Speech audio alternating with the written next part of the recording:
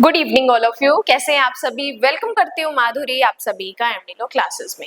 देखो आज मैं आपको 193 मतलब चालान क्या होता है, फाइनल रिपोर्ट क्या होती है, चार्जशीट क्या होती है, कौन से सेक्शन में हम पढ़ते हैं, क्या सेक्शन इसके बारे में डील करता है, वो सारी चीजें इस क्लास में आपको बताने वाली हूँ। इसी के साथ अगर आप पहली बार एमडीलो क्लासेस के लेक्चर देख रहे हैं तो इससे पहले भी मैंने सीआरपीसी में 173 हो गया, 187 हो गया, 192 हो गया, बहुत इजी तरीके से एक्सप्लेन किया है ताकि आपको सेक्शन पढ़ने से पहले क्या क्या चीजें समझनी होती है और उसके बाद पूरे सेक्शन को इजी तरीके से एक्सप्लेन किया है, वो लेक्चर आप जरूर देखिएगा। देखो आज मैं बात कर रही हूँ, पुलिस जब इन्वेस्टिगेशन कर रहा है तब अन्वेषण के पूरा हो जाने के बाद, जब इन्वेस्टिगेशन पूरा हो जाता है तो पूरा हो जाने के बाद पुलिस क्या करती है, एक रिपोर्ट पेश करती है। उसे क्या कहा जाता है? एक्चुअल में फाइनल रिपोर्ट कहा जाता है या जिसे हम चालान भी कहते हैं। देखो जनरली क्या होता है, इन्वेस्टिगेशन का पर्टिकुलर एक टाइम पीरियड होता है। जैसे हम पढ़ते हैं कि अगर इन्वेस्टिगेशन, अगर मैटर ऐसा है जिसमें डेथ या एलआई या 10 ईयर या उससे अधिक का मैटर है तो हाईएस्ट जो टाइम पीरियड होता है वो होता है 90 डेज का, और अगर 10 ईयर से कम का होता है मामला तो उसमें होता है 60 डेज का। अब देखो इस 60 या 90 दिन के अंदर पुलिस को अपना इन्वेस्टिगेशन पूरा करना होता है। अगर पुलिस इन्वेस्टिगेशन इस टाइम के अंदर पूरा नहीं कर पाती है तो उसे चालान पेश करना पड़ता है। अब देखो जब यहाँ पे इन्वेस्टिगेशन पूरा नहीं होता है देन चालान पेश किया जाता है तो एक्यूज्ड के पास एक राइट क्रिएट हो जाता है जो कि होता है डिफॉल्ट बेल का। डिफॉल्ट बेल के लिए एक्यूज्ड एप्लीकेशन लगा सकता है जिसको हमने कस्टडी में रख रखा है। अब यहाँ पे कोर्ट के ऊपर बाउंडेशन डाल दी गई है कि अगर 60 या 90 दिन में इन्वेस्टिगेशन पूरा नहीं होता, चालान पेश हो जाता है तो मजिस्ट्रेट या कोर्ट को बेल देनी पड़ेगी। ठीक है, इससे पहले मैंने आपको बताया था पुलिस रिपोर्ट क्या होता है, पुलिस डायरी क्या होती है, केस डायरी क्या होती है, वो इससे पहले 192 वाले लेक्चर में मैंने सारी चीजें क्लियर की है, एक बार वो चीज आप जरूर देखना। अब यहाँ पे जो हम ये 193 बीएनएसएस और ऐसा ही प्रोविजन 173 सीआरपीसी में हम पढ़ते थे, वहां भी यही कहा गया, अन्वेषण के समाप्त हो जाने पर पुलिस ऑफिसर की रिपोर्ट। अब जनरल रूल ये कहता है कि जो इन्वेस्टिगेशन है वो अनावश्यक विलंब के बिना पूरा किया जाना चाहिए। क्या कहा कि जब भी किसी मैटर की इंफॉर्मेशन पुलिस को मिलती है, एफआईआर आती है, तो फिर यहाँ पे इन्वेस्टिगेशन जो होती है वो बिना देरी के करनी चाहिए। और इन्होंने एक और चीज क्लियर कर दी कि भाई अगर इन्वेस्टिगेशन ऐसे मैटर में किया जा रहा है जो कि फीमेल से रिलेटेड है, जो कि महिलाओं से संबंधित है, लाइक रेप का केस हो गया, गैंग रेप का केस हो गया, पोक्सो का केस हो गया, प्रवेशन लैंगिक हमला, गुरुतर प्रवेशन लैंगिक हमला, लैंगिक उत्पीड़न, इनके केसेस है, तो इन्वेस्टिगेशन को कितने दिन के अंदर पूरा किया जाना चाहिए? 2 माह के भीतर, 2 मंथ के अंदर इन्वेस्टिगेशन पूरा होना चाहिए।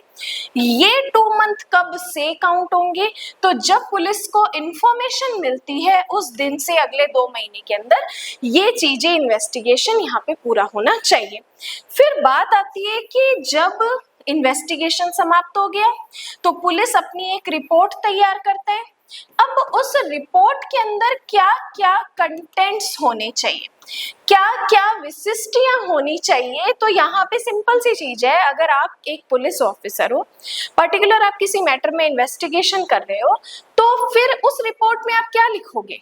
आखिर पार्टीज कौन थी, पार्टीज का नाम क्या था, एड्रेस क्या था, प्लस आपको इंफॉर्मेशन, मतलब मैं एक पुलिस ऑफिसर हूं तो मुझे इंफॉर्मेशन मिली कहां से, प्लस जो एक्यूज्ड है वो अभी कस्टडी में है या बेल बॉन्ड पर हमने उसे छोड़ दिया है या हमने उसे गिरफ्तार कर रखा है, या रेप का मैटर है, हमने मेडिकल एग्जामिनेशन करवा ली या नहीं की है। ये सारी चीजें, ये सारे कंटेंट्स क्या करने होते हैं, उस रिपोर्ट में लिखने होते हैं। प्लस देखो एक होती है अन्वेषण की प्रगति रिपोर्ट की सूचना, प्रगति की सूचना, ये एक इंटरेस्टिंग चीज है क्योंकि ये वाला जो पॉइंट है पहले सीआरपीसी में नहीं था, अब बीएनएसएस में न्यू ऐड हुआ है, पूछने के चांसेस भी है। तो अन्वेषण की प्रगति रिपोर्ट की सूचना पुलिस ऑफिसर को कितने दिन के अंदर देनी होती है? 90 डेज के अंदर देनी होती है। अब ये 90 डेज के अंदर इंफॉर्मेशन हम देंगे किसको? तो जिसने सूचना दी है उसको, या फिर जो पीड़ित है, विक्टिम है, उसको ये सूचना हम देंगे। अब मान लो पुलिस ऑफिसर को लगता है कि भाई पर्टिकुलर किसी विषय वस्तु के बारे में आगे और कार्यवाही करना सुसंगत नहीं है, तो पुलिस ऑफिसर क्या करेगा? पर्टिकुलर इस चीज का एक नोट बनाकर मजिस्ट्रेट को भेज देगा। अब वहां पे अगर मैटर में रेलेवेंट ही नहीं है आगे प्रोसीडिंग करना, न्याय के हित में ही चीजें नहीं है, तो उसका एक नोट तैयार करके पुलिस ऑफिसर मजिस्ट्रेट को भेज देगा। फिर बात आती है कि जब पुलिस रिपोर्ट भेजता है तो रिपोर्ट के साथ और क्या क्या चीजें जो है पुलिस ऑफिसर को भेजनी होती है। तो जो भी उस मैटर के डॉक्यूमेंट्स उसे मिले हैं, जिन पर प्रोसिक्यूशन डिपेंड करता है, अभियोजन निर्भर करता है, वो सारे दस्तावेज उस रिपोर्ट के साथ भेजने होंगे। और साथ ही साथ जिन भी विटनेस के अगर एग्जामिनेशंस हुई हैं, साक्ष्यों के कथन लिखे गए हैं, वो सारी चीजें भी, वो सारे डॉक्यूमेंट्स भी उस रिपोर्ट के साथ भेजने होंगे। फिर बात आती है कि अगर मान लो यहाँ पर एक बार अन्वेषण पूरा हो गया, पुलिस ने अपनी रिपोर्ट कोर्ट को पेश कर दी।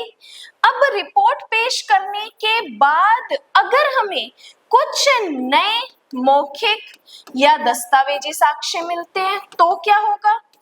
अब ध्यान से सुनना है, ये जो प्रोविजन है ये वेरी इंपॉर्टेंट है, जिसे हम किस नाम से जानते हैं?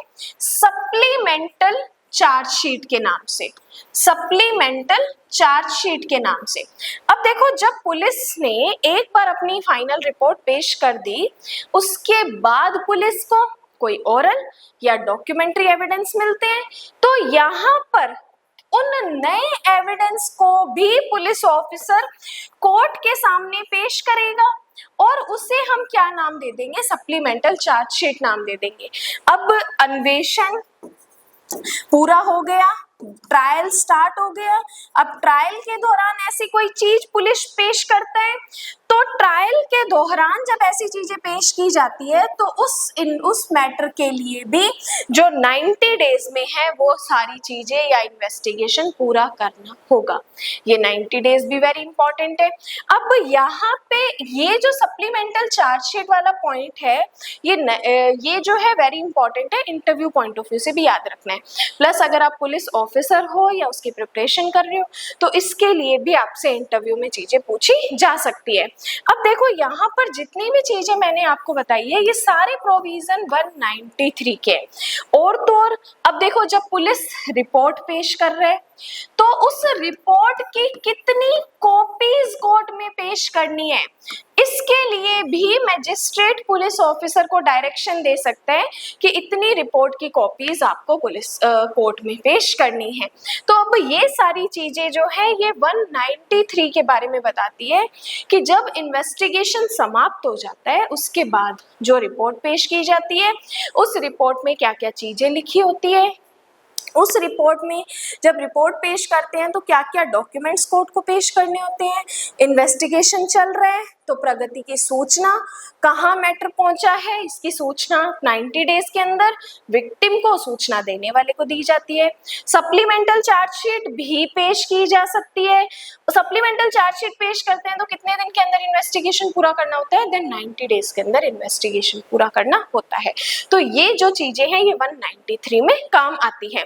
अब देखो, यहाँ पे जो मैंने चीजें आपको बहुत ईजी तरीके से एक्सप्लेन की है, ऐसे ही आप एमडीलो क्लासेस ने एक राजस्थान एपीओ का बैच स्टार्ट किया है 2026 का।